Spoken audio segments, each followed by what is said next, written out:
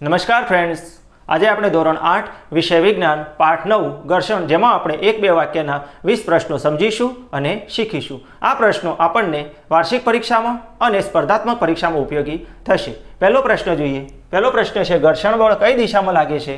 તો ઘર્ષણ બળ ગતિમાન પદાર્થની ગતિની વિરુદ્ધ દિશામાં લાગે છે, એટલે કે પદાર્થની ગતિનો વિરોધ કરતું બળ છે. બીજો પ્રશ્ન છે, સ્પ્રિંગ કાંટાનો ઉપયોગ જણાવો. તો સ્પ્રિંગ કાંટો એ વસ્તુ પર લાગતા બળનું માપન કરતું સાધન છે, એટલે કે સ્પ્રિંગ કાંટો એ સ્પ્રિંગ કોઇલનો એટલે સ્પ્રિંગના ગૂંચળાનું બનેલો હોય છે, જેમાં અંકો પણ નોંધેલા હોય છે, જેના લીધે આપણે પદાર્થ પર લાગતું વસ્તુ પર લાગતું બળ માપી શકીએ છીએ. ત્રીજો પ્રશ્ન જોઈએ, ઘર્ષણ બળ એ કયા પ્રકારનું બળ છે? તો ઘર્ષણ બળ એ સંપર્ક બળ છે. પાઠ 8 બળ અને દબાણ, જેમાં સંપર્ક બળ અને બિનસંપર્ક બળ વિશે આવતું હતું. 2 પ્રકારના સંપર્ક બળ હતા અને 3 હતા બિનસંપર્ક બળ, જેમાં સ્નાયુ બળ અને ઘર્ષણ બળ જે સંપર્ક બળ છે, જ્યારે ચુંબકીય બળ, ગુરુત્વાકર્ષણ બળ અને સ્થિત વિદ્યુત બળ એ બિનસંપર્ક બળ હતા, જે આગળના પાઠમાં આવે છે. ચોથો પ્રશ્ન જોઈએ, સ્થિત ઘર્ષણની વ્યાખ્યા આપો. તો સ્થિર પદાર્થ હોય એને ગતિમાં લાવવો હોય તો જે ઘર્ષણ બળ લાગે એને કહેવાય સ્થિત ઘર્ષણ. જવાબ જોઈએ, પદાર્થને સ્થિર સ્થિતિમાંથી ગતિમાં લાવવા માટે જરૂરી બળ છે એને કહેવાય સ્થિત ઘર્ષણ. પાંચમો પ્રશ્ન, સરકતું ઘર્ષણ એટલે શું? તો જે પદાર્થ ગતિમાં છે, ચાલુ છે, બરોબર, ગતિ જેની ચાલુ છે એ પદાર્થને ગતિમાં ચાલુ રાખવા માટે જે બળ લાગે, એટલે કે ગતિમાન પદાર્થની, જવાબ જોઈએ હવે, ગતિમાન પદાર્થની ગતિ ચાલુ રાખવા માટે જરૂરી બળ એટલે કે સરકતું ઘર્ષણ એટલે કે સ્લાઇડિંગ ફ્રિક્શન પણ કહેવામાં આવે છે, અને આને કહેવાય સ્ટેટિક ફ્રિક્શન એટલે કે સ્થિત ઘર્ષણ. આગળનો પ્રશ્ન હવે જોઈએ. પ્રશ્ન 6માં લોટન ઘર્ષણની વ્યાખ્યા આપી છે. લોટન ઘર્ષણ એટલે કે પૈડા દ્વારા અથવા તો ટાયર દ્વારા લાગતું ઘર્ષણ. લોટન ઘર્ષણ એ સરકતા ઘર્ષણ કરતાં ઓછું હોય છે. પ્રશ્ન 6 જોઈએ અને સમજીએ. લોટન ઘર્ષણની વ્યાખ્યા આપો. તો જવાબ છે, જ્યારે એક વસ્તુ કોઈ બીજી વસ્તુની સપાટી પર ગબડે છે ત્યારે તેની ગતિને અવરોધતું બળ એટલે કે લોટન ઘર્ષણ. આના લીધે એટલે કે લોટન ઘર્ષણના લીધે આપણે પૈડાવાળી સુટકેસને સહેલાઈથી એક જગ્યાએથી બીજી જગ્યાએ લઈ જઈ શકીએ છીએ. 7મો પ્રશ્ન જોઈએ, વ્યાખ્યા આપો તરલ ઘર્ષણ. તો તરલો દ્વારા લગાડવામાં આવતા ઘર્ષણ બળને તરલ ઘર્ષણ કહે છે. 8મો પ્રશ્ન, તરલ એટલે શું?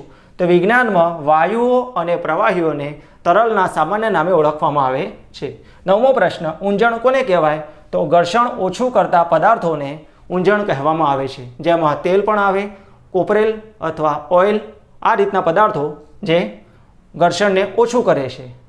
10મો પ્રશ્ન, 2 પથ્થરની મદદથી આગ પેદા થવા માટે કયું બળ જવાબદાર છે? તો ઘર્ષણ બળ. હવે જોઈએ આગળનો પ્રશ્ન.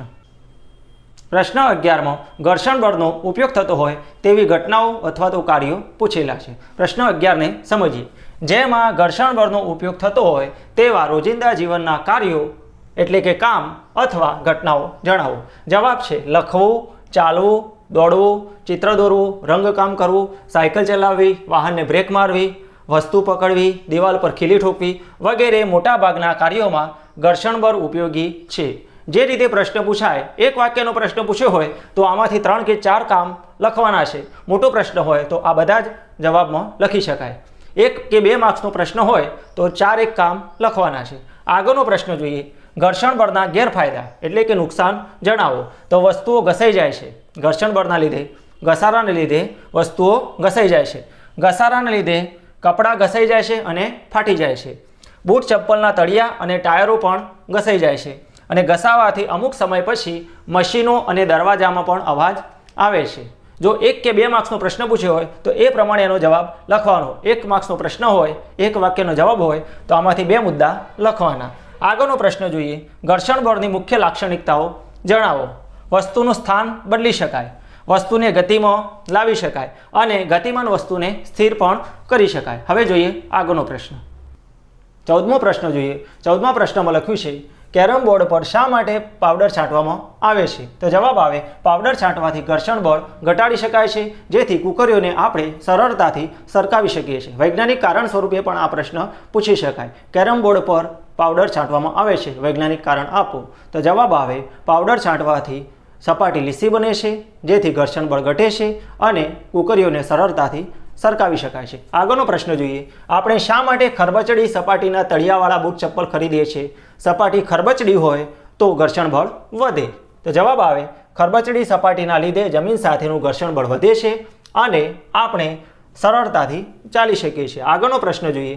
કબડ્ડીની રમતમાં ખેલાડી પોતાના હાથ પર હથેળી પર માટી શા માટે ઘસે છે? તો માટી ઘસવાથી હાથ અથવા તો હથેળી જે ખરબચડી થાય છે, જેથી ઘર્ષણ બળ વધે છે. ખરબચડી સપાટીમાં ઘર્ષણ બળ વધારે હોય અને લીસી સપાટીમાં ઘર્ષણ બળ ઓછું હોય. જવાબ ફરી જોઈએ. માટી ઘસવાથી હાથ ખરબચડા થાય છે, જેથી ઘર્ષણ બળ વધે છે. તેથી સામેવાળા એટલે કે હરીફ ખેલાડીઓને સરળતાથી સહેલાઈથી પકડી શકાય છે. 17મો પ્રશ્ન. ઘર્ષણ શાના પર આધાર રાખે છે? તો ઘર્ષણ સંપર્કમાં રહેલી સપાટીઓના, બે સપાટી સંપર્કમાં હોય એના પ્રકાર પર આધાર રાખે છે કે સપાટી ખરબચડી છે કે લીસી. બરાબર. આગળનો પ્રશ્ન હવે જોઈએ. 18મો પ્રશ્ન જોઈએ. 18મા પ્રશ્નમાં લખ્યું છે, જો કોઈ ઘર્ષણ બળ ન લાગતું હોય અને કોઈ પદાર્થ ગતિની શરૂઆત કરે તો શું થાય? તો જવાબ આવે, અહીંયા આપણે જગ્યા છોડી છે, એ જગ્યામાં આપણે આ લીટી આટલે સુધી લખી દેવાની છે. તો જવાબમાં આવે, જો કોઈ ઘર્ષણ બળ ન લાગતું હોય અને કોઈ પદાર્થ ગતિની શરૂઆત કરે તો પદાર્થ ક્યાંય અટકતો નથી, અટકાવી શકાતો નથી અને તેની ગતિ શરૂ જ રહે છે.